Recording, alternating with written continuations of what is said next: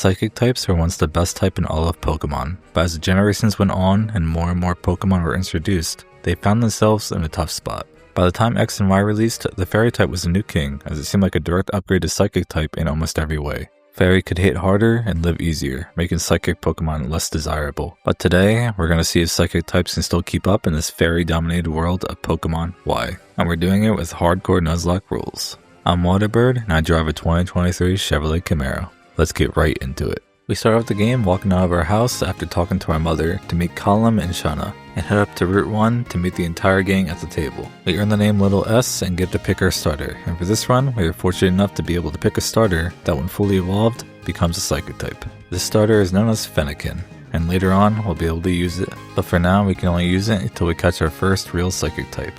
We defeat Shauna in a quick battle, say goodbye to our mother, and we start heading up to Route 2. We do the tutorial to catch a Pokemon, and honestly, most of the early game is pretty chill. There's not much we can do besides explore the forest and make our way to the gym. We enter Santaloon City with the gang, and unfortunately, we can't actually catch our first Psychic type until after we beat the first gym. Knowing this, I head straight over to the gym, and we talk to the trainer right in front of it, battling her Zigzagoon and gaining the roller skates. Honestly, I think the roller skates are a pretty cool replacement for the bike, and I wish they brought them back in ZA. But nevertheless, we skate straight into the Bug-type gym. We make our way through the trainers, and we get to Viola. And even though it's only the first gym and a Bug-type leader, we're faced with a big problem here. Viola has 2 Pokemon and we only have 1. And you might not think this is a big problem because we have a Fennekin which does amazing against bug types. Normally this would be correct, but the problem is Viola's first Pokemon is a Surskit, a water bug type that has Bubble. This can easily kill my Fennekin, and even if it doesn't, we still have to worry about the Pokemon on the back, a Vivillon. I level Fennekin up to the level cap and we get straight into this battle, praying it goes well. Surskit comes out and we immediately go for a Howl, raising our attack as he water sprouts, which makes our fire attacks really weak. This forces us to only use Scratch for now, and I go for one as he quick attacks me. Next turn, Viola uses Bubble, bringing me down to half HP as I go for another Scratch, bringing her down to yellow. The following turn, I get really lucky as he does not use Bubble, but another quick attack, letting me finish off the Surskit with another Scratch. The level 12 Vivillon comes in next and tackles me, bringing my health down a little as I go for a Tail Whip in return, lowering the Vivillon's defense and watching as Water Spout's effect finally expires. He tackles me on the next turn, leaving me at 4 HP, and I go for an Ember, only taking it down to half HP. I know one more Ember kills, but can I even live to hit it? Vivillon is 100% faster than me, so I'm pretty sure I'm dead, but I click Ember anyway. And I watch as he uses Infestation and brings me down to 2 HP. Somehow, our Psychic type run does not come to an end at the first gym, and we knock out this pesky Vivillon with Ember, earning us our first gym badge and letting us continue on. With the gym out of the way, we head straight north to Route 4, and we finally catch our true starter Pokemon, a Routes. Routes is an amazing Pokemon because while it's still weak early, it will evolve into Gardevoir later, which is a very strong Psychic Fairy type Pokemon. A fun fact about this run is Gardevoir is the only Pokemon we can get that has a Mega, but we can't actually use the Mega because it's not available until the post game, so I guess that's not really a fun fact. But anyway, we continue on to Lumos City. We head to the Pokemon Lab and we meet Professor Sycamore. He gives us one of the 3 original Gen 1 starters and we can't use any of them. So I pick Bulbasaur and put it straight into the box. We exit Lumos City for now and go to Route 5. Here we fight Tierno and my level 20 Kirlia easily demolishes his Corphish. And after we encounter an Abra, but we fail to catch it as it escaped from our very first Pokemon ball and teleported away. That sucks, but it is what it is.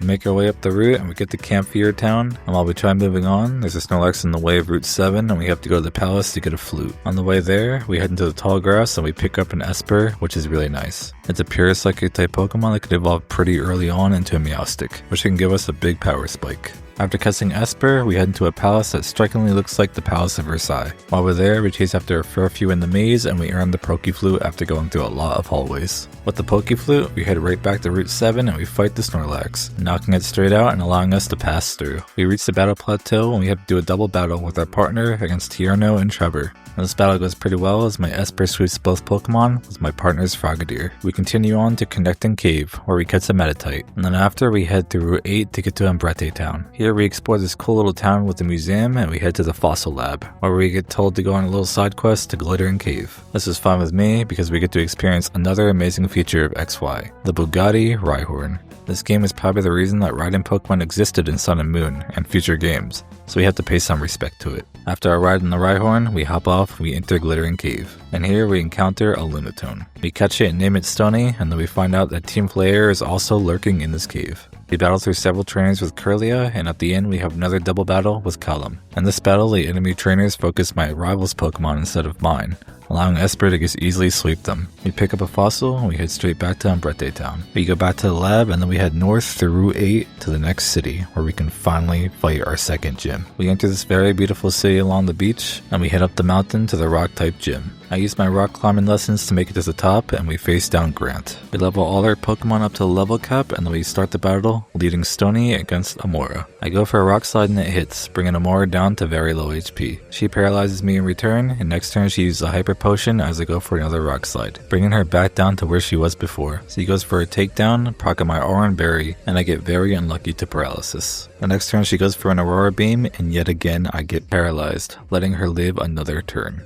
I go for a rock slide, but Amora moves first. Stony gets hit by a takedown, which knocks him out. While this does knock out Amara in return as she basically kills herself, it still sucks to lose one of our Pokemon. Meowstic comes in next along with Tyrant, and a super effective disarming voice takes him down to half HP as a rock tomb chips us away a little bit. The next turn, the Tyrant falls to another disarming voice, allowing Grant to grant us our second gym badge. We continue up the mountain and we head to Route 10, where we catch an Eevee, and after feeding this thing a lot of berries, we evolve Teemo into an Espeon. We head up to a mysterious area with a lot of stones where Team Flare just happens to be waiting, and we take care of them. I should note that nearly every single Team Flare member has a Houndour or a Houndoom, which are completely immune to Psychic, making them pretty annoying to fight. If they don't have a Houndoom, they usually have some other type of dark Pokemon, and my only plan to get rid of them right now is to just use any non-Psychic Pokemon move I have and pray it kills them over time, which can be very unreliable.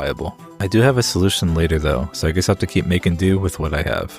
We arrive at Geosun's town, and we follow a final Team Flare member to a dead end, forcing us to move on. While leaving the town, Karina shows up with her gang of Lucarios and we have to battle her. I lead Meowstic and 2 Psyshocks take out the first Lucario, with the second falling to 2 Psyshocks as well. Karina tells us to head to Charlotte City, and we do as she says. On the way there, we catch a Chingling and we head through Reflection Cave, where we catch a Colossus, an amazing Psychic type Pokemon to pick up. We make it to the Charlotte City pretty quick and we head to the Giant Tower of Mystery, where we learn about the lore of Mega Evolution and are forced to battle our rival Callum once again. We lead Nesco, the Kirlia, against Meowstic, which was a mistake because Nesco does 0 damage to Meowstic, so I switch to Teemo, the Espeon. I go for a bite, which makes Meowstic flinch and continue spamming it until he falls, which brings in Absol. I go for a Swift, bringing the Absol down to yellow, and watch as he goes for a bite of his own, and how it brings my Espeon's health down to 0 from a critical hit.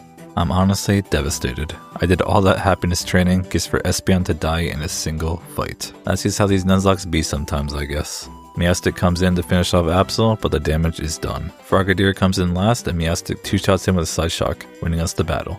Callum congratulates us and it's time to conquer the gym. But before we head into it, we head over to Route 12 and we grab a Slowpoke, one of the legends from the first generation, and hopefully can make up for Espeon. Now, it's gym time. We head in and chase down every trainer on roller skates to open the pathway to Karina, and we begin the battle against her yet again. If you don't know your type matchups, you'll learn pretty quickly that Psychic is super effective against fighting types after seeing Meowstic one-shot Meowth with the Psyshock. In comes in the Machamp, who suffers the same exact fate, and Hawlucha manages to go down to red and is able to Super Potion twice, but he still falls to his second Psyshock. Our next badge is achieved in under a minute. Nice. We head back to the Tower of Mystery before leaving the city and obtain the Mega Ring from Karina. And spoiler alert, we never get to use it once. The Gardevoir Mega Stone is obtained in the post-game, and none of the other Pokemon that we catch have a Mega, meaning there's no way we can abuse Mega Evolution this run. Maybe next time. After talking to Karina for the final time, we head back east on Route 12 with our newly obtained Surf to make our way to the next city, Coumarine City. When we enter, we get challenged by a Rowlet for the millionth time, and we head straight to him to get revenge on his bloodstained Absol. On the way, we meet the champion for the first and last time until Elite Four, which is an XY specialty, and we run up on Callum and start the battle. We lead our new Slowpoke, and after a few surfs, we take the Meowstic down to red HP. But we're forced to switch as we also are on red HP from all his attacks. I send in the Meowstic of our own and a fake out finishes the job, bringing in Callum's Absol. I use Disarming Voice, which takes a chunk of Absol's health, and another one takes him down to red HP. In fear of getting crit like my Espeon did, I switched to my now fully evolved Gardevoir to finish the Absol off. Frogadier comes in and he falls to 2 confusions after quick attacking me, winning us the fight. I head to the Pokemon Center to heal after the fight, and it's time to fight the Grass Gym. We enter and swing across ropes to the top, battling every trainer with ease. At the top, we meet the leader, Ramos. We talk to him and we start the battle, leading Duizin against his Jumpluff. Jumpluff hits us with an acrobatics, immediately bringing us to half HP as I set up a light screen. The following turn we get hit by another acrobatics, bringing me down to 7 HP as I hit a Shy Shock on the Jumpluff. I'm forced to switch out, so I go to Meowstic, who tanks in acrobatics on the switch in. A fake out and a Side Shock finishes off the Jumpluff, bringing in Gogoat. We use our newly learned extrasensory to chip him down a bit, but after being hit by a takedown, Meowstic is brought to yellow HP and I have to switch. I go to walk the Chingling and use Confusion, bringing Gogoat down to yellow, while getting hit by a takedown and taking massive damage. I try to go for another, hoping I'd live, but another takedown indeed kills my Jingling, making him short-lived just like Espeon. That sucks. I switch in Gardevoir and use Confusion to finally kill his Gogoat, but he lives on red HP and I get hit by a Bulldoze. The battle is starting to stress me as Rammus uses a full restore, but I go for Confusion, which luckily confuses him as well. I go for a Calm Mind, hoping he will hit himself a Confusion, but he doesn't and I go down to 15 HP from a takedown. And here, I decide to do the riskiest and probably stupidest play of the run, and I bet my Gardevoir's life on a Gogoat hitting himself with Confusion. If it works, that's amazing, but if it doesn't, I probably lose the run here. I click Confusion and I watch as he hits himself, and I watch as his health bar falls, but it stops at 1 HP. I risked it all on something that didn't even kill. Classic me.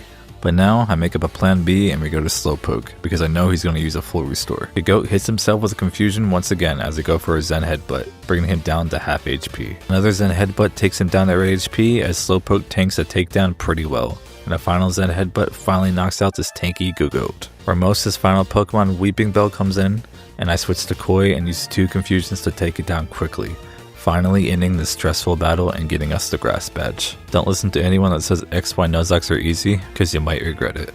After taking a breather post-gym, we head to the sandy area of Route 13 and we find Team Flare once again, this time taking control of a power plant. We find the key and we head in, clearing through all the flare and navigating through the panels of the power plant until we reach the end, where 2 Flare admins are waiting for us. We have to beat them both in back-to-back battles, but they are both defeated easily by Slowpoke as they only had 1 Houndoom each and no other Pokemon. 2 self-claimed heroes show up to congratulate us and we escape through the power plant and head to the south to arrive back at Limos City, while also meeting a tall guy talking about a flower. Very interesting. For our second arrival at Limos City, we get to fight the gym leaders inside of the tower, Clement and Bonnie, who strangely were nowhere to be found in ZA 5 years later. We answer all of Bonnie's questions and we fight the trainers despite getting them all right, and we face down Clement. We lead Gardevoir against Emolga, and I go for a Calm Mind boost while getting hit by an Aerial Ace. The second Aerial Ace hits us for a ton of damage, and Gardevoir's Confusion leaves Emolga on red HP.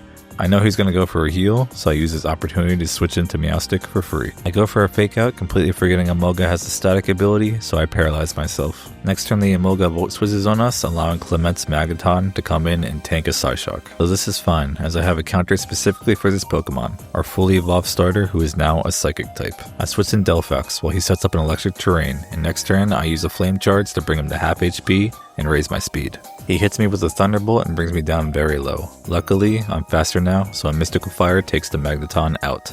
Helo Disc comes in next, and I go for a Mystical Fire for some chip damage, and then we get a Heart Attack as he hits me with a Thunderbolt as well, leaving Delphox down at 1 HP. I gotta stop risking this stuff, or all my Pokemon are gonna end up like Espeon pretty quick. I switch in Baka, and we go for a Psyshock, taking a Thunderbolt as the Electric Terrain expired, and knocking out this Helo Disc. The Emolga from the start of the battle returns, and I switch to Meowstic to finish it off with a Psyshock, winning us the badge. Immediately after the gym, we're asked by the professor to visit Lysander Cafe. I spend about 10 minutes searching for it as I have no idea where it was. And it was all for Lysander to give a speech about how he hates humanity, and no one got suspicious. Your average Pokemon writing, everyone. We head to Route 14 and we're forced to battle with our rival yet again. He stands no chance though as I boost my speed to max with Flame Charge against his Meowstic. We knock out Apsa with a Mystic Fire, and we send in Slowbo to deal with a Greninja. I go north to the marsh, dealing with many trainers in our way of this long route, getting through this haunted mansion, and then arriving at Laverre City. It's gym time. We go into an updated version of Sabrina's gym from Pokemon Red and Blue, and we get to the end without fighting a single trainer to see Valerie, the Fairy-type gym leader. We start the battle of Psychic versus Fairy, leading Gardevoir against Mawile.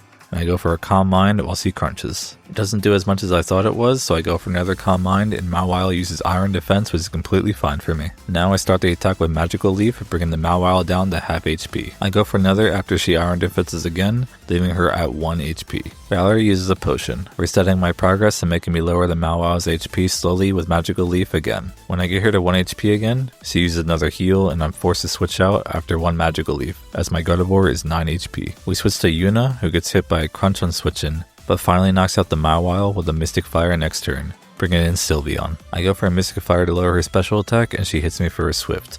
I use 2 more as the Sylveon slowly lowers my health as well, and I switch out to Meowstic when the Sylveon gets the right HP. Meowstic finishes her off with a Psychic, bringing in Valerie's last Pokemon, Mr. Mime. We lower it with Shadow Balls until it finally falls to a final 1, winning us the Fairy Badge. I guess Psychic Pokemon can still keep up with these fairies. When we exit the gym, we get told by our friends that they're heading to the Pokeball factory to see how Pokeballs are made. So naturally, we should go too. Shockingly, Team Flare has beat us there and has the factory on lockdown, forcing us to battle through them. We make our way through the hordes of trainers with Mightyana's and Golbats, and enter a room with 3 Flare admins trying to convince some old man to work for them. And of course, we have to battle all of them, starting with the one in the middle. We lead Gardevoir against her Scraggy and boost herself with the Calm Mind before taking the Scraggy out with the Magical Leaf, bringing in her level 38 Houndour next. I send in Delphox and spam Mystical Fires until it falls. The next battle is a double battle with our rival again, and the enemy admins only have 1 Pokemon each, so I spam Surf with Mao as I focus my partner's Pokemon for some reason, slowly bringing down their Liepard and Manectrix health bars until they fall.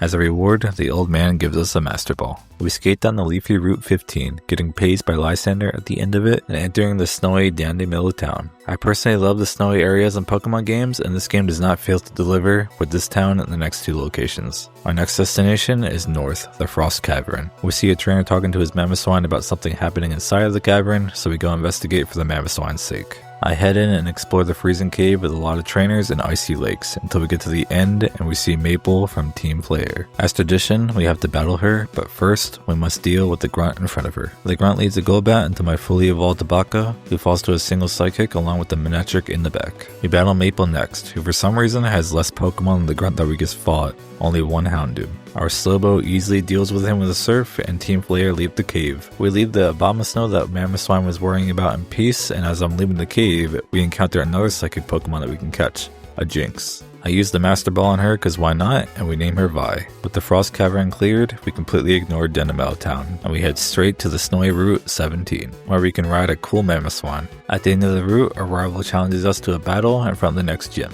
He's really one of the most battle-obsessed rivals in the series, isn't he? We get to Anastar City and go to the gym to accept our duel. We both lead dual Meowstics, and mine moves first after taking a Fake Out, with the Shadow Ball bringing him down to yellow HP. Another one kills him, bringing in his Greninja. I switch to Koi, who tanks a Dark Pulse at 11 HP, and then he kills himself because he missed a high jump kick. That's a rough way to go out of a Nuzlocke.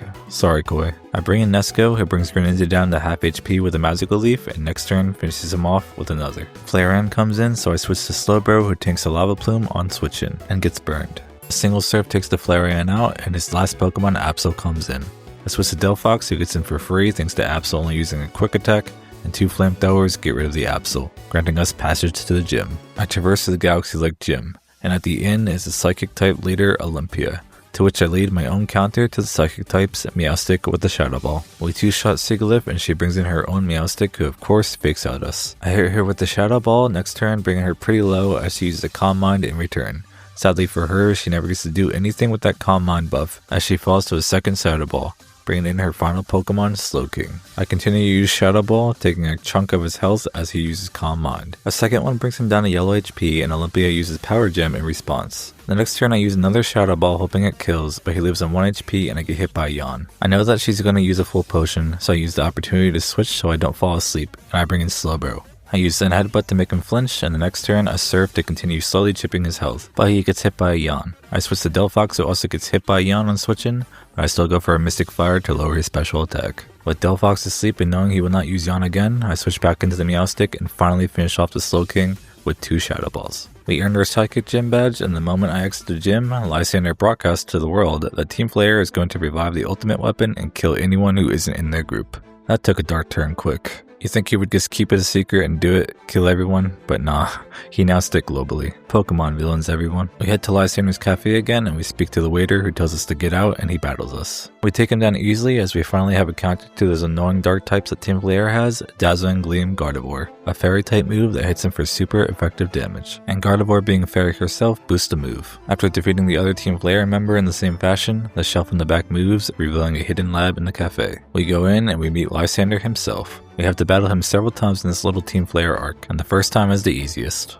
He leads Mienfoo and I leave Gardevoir, and I take him out in a single psychic, bringing in Gyarados. He hits me for super effective damage with an Iron Head, bringing me down to red HP, and I hit him with a Dazzling Gleam, bringing him down to half HP. I need to switch knowing he's faster and he will 100% kill me, so I bring in Slowbro, who slowly chips the Gyarados down with Confusion while healing himself with Slack Off. Finally, a final Confusion takes out the Gyarados and Lysander sends in Murkrow. Murkrow uses Foul Play, bringing Slowbro quite low, but a single Surf surprisingly kills the Murkrow, forcing Lysander to send in his last Pokemon, Pyroar. I switch to Yuno Delphox, who takes a Dark Pulse on switch-in and then flinches on the next one, bringing me to red HP before I finally get a Mystical Fire off, which does very little damage. I switch in Baku, who thanks to his special attack drop from the Mystical Fire, takes nearly no damage from Pyroar, and we take him down with 2 Psychics, winning us the battle. Lysander tells us to explore his lab to find out his secrets and leaves down an elevator we can't go down because it's locked. Forced to explore his lab, I go around the teleporters fighting various Team Flare members with all kinds of dark Pokemon until we get to a room with the admins we fought before at the Pokeball factory. We challenge the first one and take out her Manectric with a single Psychic, and Yuna eliminates her Drapion with 2 Flamethrowers. The next admin, Bronny, sends out Liepard, who falls to a Calm Mind boosted Dazzling Gleam, and the B-Sharp in the back suffers the same fate. With the admins defeated, they tell us that they are preparing something on Route 10, but we aren't done with this lab. We head to the very far right of the lab, which if you're like me, it took 15 minutes to find because you forgot where to get the elevator key from. And we fight the last Team Flare admin, Mabel. Her Houndoom falls to our Dazzling Gleam Gardevoir, and Yuna takes care of the Weavile in the back with a single Flamethrower. Maple gives us the elevator key, and we head down the door Lysander went through to find him in front of the jail cell of AZ. He explains the lore of the Pokemon War and how a man built a machine to bring a Pokemon back to life, and then turn it into a weapon to destroy the world. Lysander gets the key to the ultimate weapon, and we meet him again in the basement. He tells us that he can activate the ultimate weapon from the room that we're standing in, and he leaves, leaving us with one last Flare that we have to deal with. Luckily, he has 2 Pokemon weak to Psychic and Fairy, leaving our Gardevoir with no problems. We press the right switch that isn't the ultimate weapon, but this dude says he's still going to activate it and indeed does right in front of our face. Are we sure that Team Plasma is the most evil team in the series? Because I feel like Team Flare is up there, if not number 1.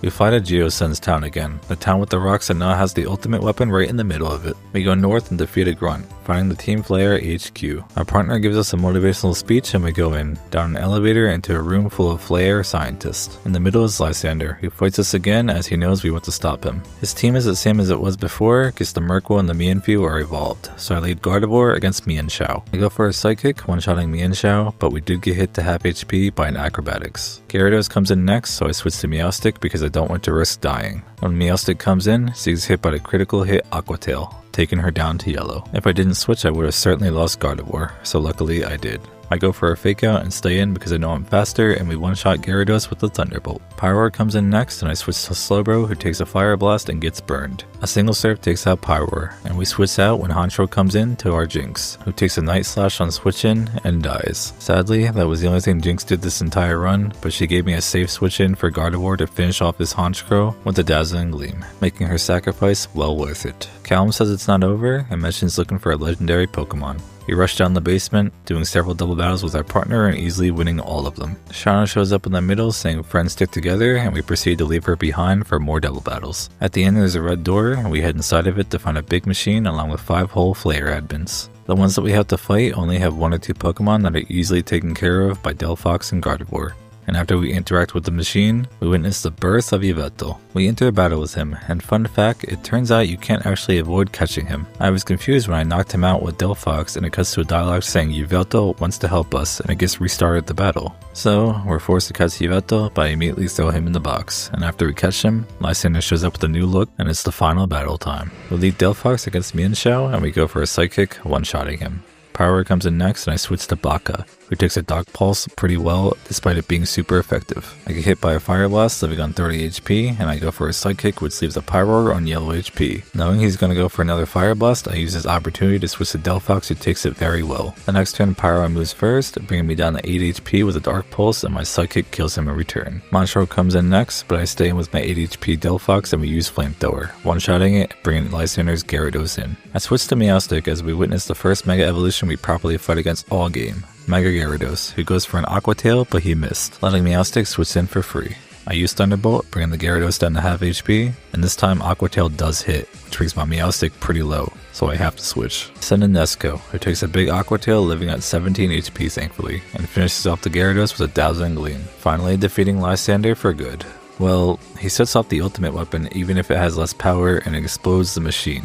But I mean, look at this. How did anyone in this town live? The Pro Tag ran out of there faster than my Camaro. With Team Flair dealt with, we continue with the rest of the game. We go past Route 18 and we arrive at Caraway Town. Here we get to do a fun little battle with the Professor and his 3 fully evolved Kanto starters. Meowstic takes the Venusaur out with 2 Psychics and the Blastoise with 2 Thunderbolts, while living at 17 HP again. My Slowbro comes in and takes out the Charizard with a single Surf in the end, winning us the battle. We move on to Route 19, where we get to fight all of our friends on the bridge with the exception of our rival, as his final fight is later. Shauna is the first in the gauntlet, leading her Delcatty against my Meowstic. A classic Fake Out plus Psychic combo takes the Delcatty out quick, bringing her tanky Goodra. 3 Psychics take it out while she lowers my health with a Dragon Pulse, and her Chestnut comes in next. I send in my starter as well, easily knocking out with a single Flamethrower and winning us the battle. Tierno is next, and he leads with his Talonflame against our already damaged Meowstic. So we switch straight to Mao and use a Surf, taking Talonflame out. Roserade is next, so I send in my Delphox in response and knock it out with the Flamethrower. Cardant comes in last and Nesco KOs it with a Dazzling Gleam. The last of the gauntlet is Trevor, who kindly heals our Pokemon after the last 2 fights. I paralyze myself with the Fake Out into his Raichu because I never learn, and I'm unable to move next turn due to the paralysis. Luckily, on the 3rd turn, my Shadow Ball hits and takes out Raichu in 1 hit.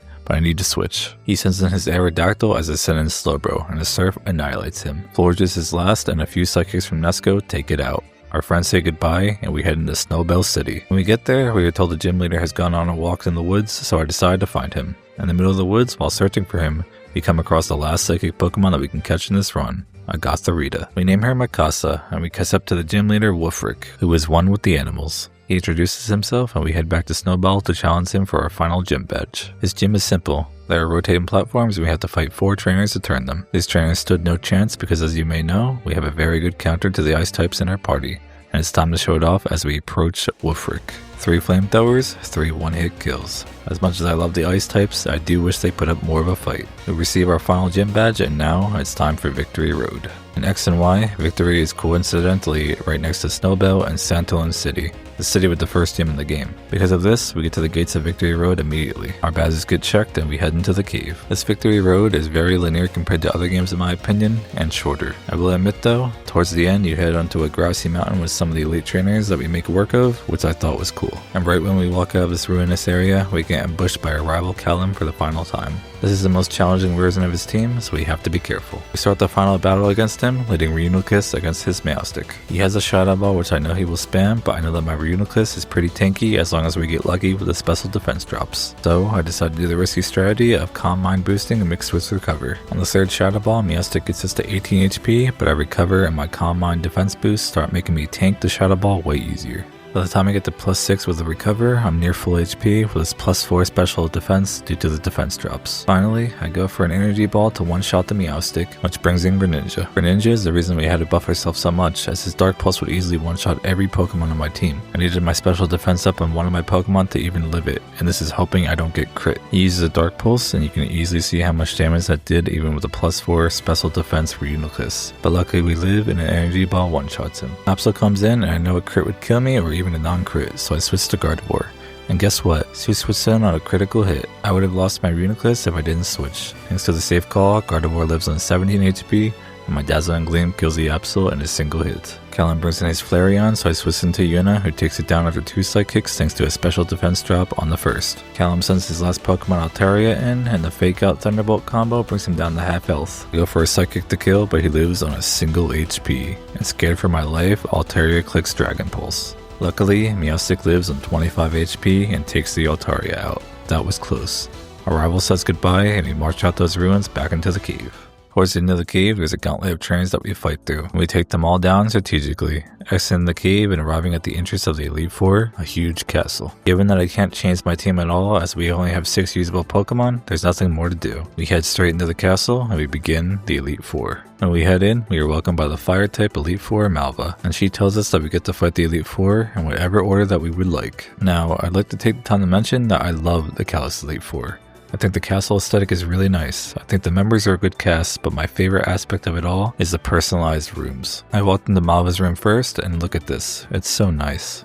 Nevertheless, it's time to start the Elite Four for real. We walk up to Malva and we begin the battle, with her leading Pyroar against my Reuniclus. The Pyroar lets it roar out, lowering my attack and special attack, but my Calm Mind boost brings it right back up. I go for another Calm Mind, taking a Hyper Voice, which barely does anything.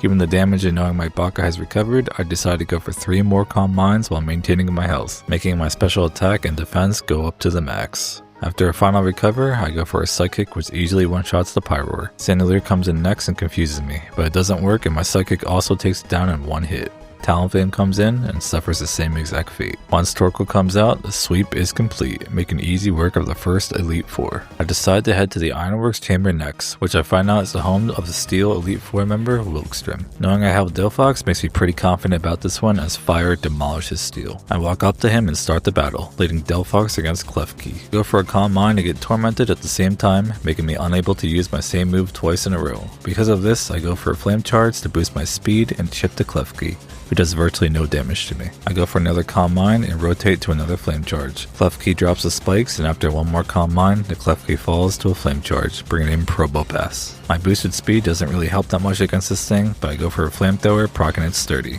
He uses a full restore the next turn, but I hit him for a Flame Charge to break the Sturdy after he heals. The next turn, he falls to a Flamethrower, and Scissor comes in. I go for a Flame Charge and we get very lucky, because it crits, knocking him out in a single hit. Wilkstrom's final Pokemon Aegislash comes in and I go for a Flamethrower, but he protects. I realize I have a big problem now. Flamethrower was the one move that I have that can one-shot Aegislash, and he has Shadow Claw, a move that can immediately kill Delphox and probably any Pokemon on my team. I'm tormented still, so I can't use Flamethrower until next turn, but if Delphox dies, I won't be able to use it at all and I'll probably get swept. So, I make a tough decision and I switch to Mikasa the Gothitail, who takes a Shadow Claw and immediately falls. Much like Jinx, she didn't do anything else this run, but her death kept the run alive and Delphox comes in to use a Flamethrower and one-shots the Aegislash. We won, but we're down to 5 Pokemon, so it's a little scary. I continue on this really cool room with the Dragon Head, and we're greeted by the Elite Four Dragon type user, Dresna. Luckily, as you may know by now, I do have an amazing counter to dragons. I lead my top threat Gardevoir against her Jigalji, and I go for an immediate Calm Mind like all the previous battles. He hits us with a Sludge Bomb in return, and next turn I go for a Dazzling Gleam which brings him down to right HP, and another Sludge Bomb brings me down lower than I would like to be. Dresna uses a full restore in response, but my Dazzling Gleam takes the Jigalji down to half HP, and next turn it falls to a second. Altaria comes in, but I don't care as a Dazzling Gleam annihilates it off the face of the earth, bringing in Noivern. He uses Air Slash first as he's faster, but he misses thankfully, because I didn't know if it would kill me or not, and my Dazzling Gleam one-shots him and brings in Dresna's last Pokemon, Dradagon. While it looks big and scary, my Dazzling Gleam one-shots it with no problems, letting Gardevoir solo the entire battle. I know we're doing a Psychic type run, but Fairy types are something else in this game. We move on to the final Elite Four member, Seabold, the Water type Elite Four that has my favorite room of them all. We have no clear counters to his Water types besides a few moves, and several of his Pokemon have moves that are super effective against us, so we have to play this one very carefully. I walk up to him eye to eye and we begin the battle. I lead Gardevoir against Clawitzer and go for a Calm Mind boost, but we get hit by a critical Water Pulse, bringing me down to half HP already. I use Dazzling Gleam but it doesn't kill, and another Water Pulse brings me down to red health. Another Dazzling Gleam kills, but Seabold's Gyarados comes in. Gardevoir was my counter to this thing, but it's too low health to do anything now because I know I can't one-shot it, so I'm forced to switch out. I switch to Mao, who makes his Elite Four debut, and I go for an Ice Beam into a Gyarados who is Dragon Dancing in our face. I see the damage bar do barely anything, but it freezes, and my eyes lit up.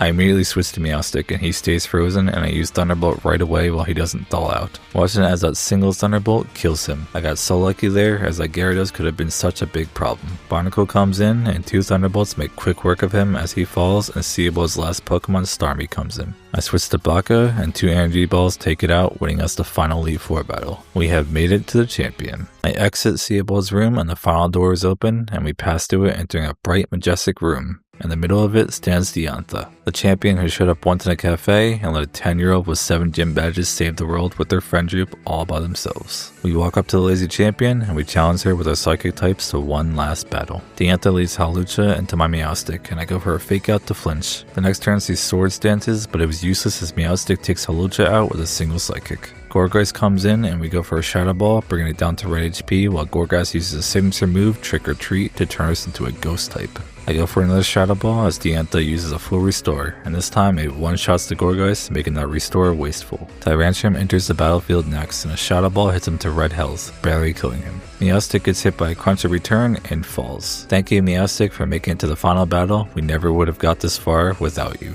I send a Nesco the Gardevoir and I know that Diantha has to go for a full restore, so I use the opportunity to go for a Calm Mind, boosting my stats like always. The next turn I use the Dazzling Gleam as one-shots the Tyrantrum and brings in Aurorus. I go for another Calm Mind as he light screens and decide to go for another to have some fun. And luckily enough we avoid her Blizzard. I boost myself to the max and we go for a Magical Leaf which takes Aurorus down to yellow. And to my surprise, when I click Magical Leaf again, Diantha switched out her Pokemon to Goodra, who has Sap Sipper and nullifies my move. It doesn't matter though, as a single Dazzling Gleam takes the Goodra right out of the battle, bringing back in this Aurorus. Diantha uses a full restore, but again it's wasted as a Magical Leaf one-shots the Aurorus this time, bringing in the champion's final Pokemon, her own Gardevoir. The Gardevoir Mega evolves in front of us and she goes for a Shadow Ball into us, and my eyes widen as my health bar quickly drops to 0. It was a critical hit, which ignores all your defenses, but thankfully it's the final battle of the run and Gardevoir did more than enough in this Elite Four, even without being able to Mega Evolve like the enemy Gardevoir can. I send in Yuna Delphox and use a Flamethrower after getting hit by a Shadow Ball. Flamethrower does little damage, and next turn the Gardevoir goes for another Shadow Ball, and Yuna falls. I'm starting to sweat. Did that critical hit on our Gardevoir have to happen? I send in Baka and go for an Energy Ball, bringing the Gardevoir down to an even lower yellow HP. But Baka's health goes down to half after a single Shadow Ball. I go for another Energy Ball, hoping Baka lives the Shadow Ball, but he doesn't and he falls. I'm down to my last Pokemon, and it's all up to him. Gardevoir goes for a Thunderbolt, which is super effective against Mao, but he lives. And Mao goes for a Surf, and it does just enough damage to kill this Gardevoir, defeating the champion. The Psychic types have done it. Despite the fact that we couldn't use Megas this run due to Gardevoir's Stone being found in the post-game, I did like the extra challenge it posed. And I can confirm that Psychic types are still very solid, even if we did use a Psychic Fairy type and abuse Disarming Voice a lot for those Dark types. Overall, it was a very enjoyable run. Make sure to leave a like and subscribe to the channel, and feel free to support me on Patreon as it all really helps out a lot. And feel free to leave a comment on your thoughts on the Psychic type. Thank you, and see you in the next one.